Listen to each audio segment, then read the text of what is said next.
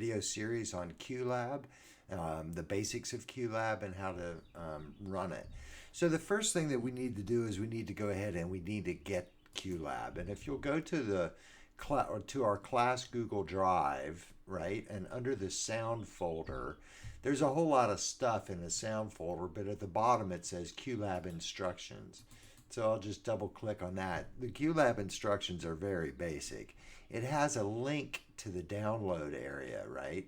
So again, Qlab is for Mac only. If you're PC, please do not follow these instructions, right? So if I click here, it'll take me to this web page and it says download the latest version 4.6.11. Now, as we move forward, there may be a newer version, a version 5, and you don't want that. You're going to want to stay in version 4. So version 6.11, which is what's out there now, and I think that's going to be the last release for Qlab 4. There might be another one. But anyway, so you'll click the download here, right? And it'll show up in your download folder.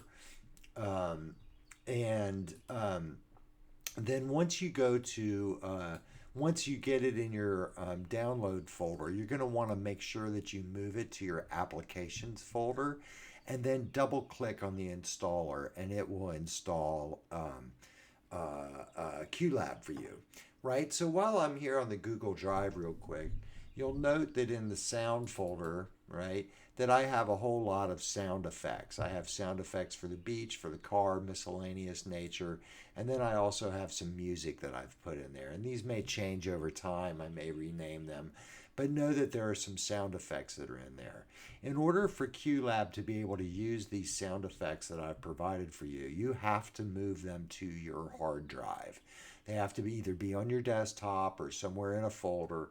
Qlab will not play a virtual sound effect or something that's stored in cloud storage. It's got to be stored on your machine, right? So the usable file types, right? If you go out to get your own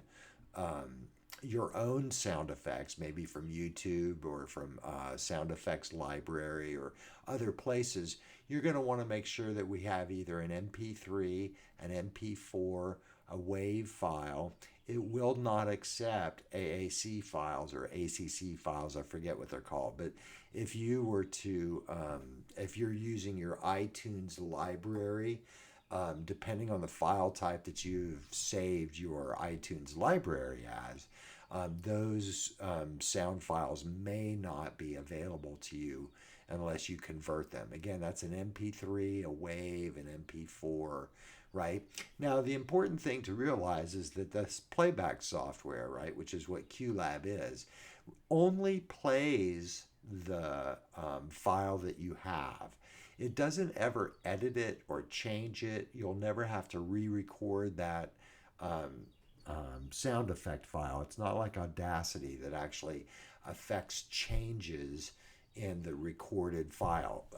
Qlab only plays back what it's provided. We can change how it plays it back, you know, the speed, the pitch, the time, the fades. We can affect how it is played back, but we don't actually save anything. So that's a little introduction. Go ahead, download it, get it on your machine, and get it ready, and we'll look at it some more in the next couple of videos, and we'll go from there.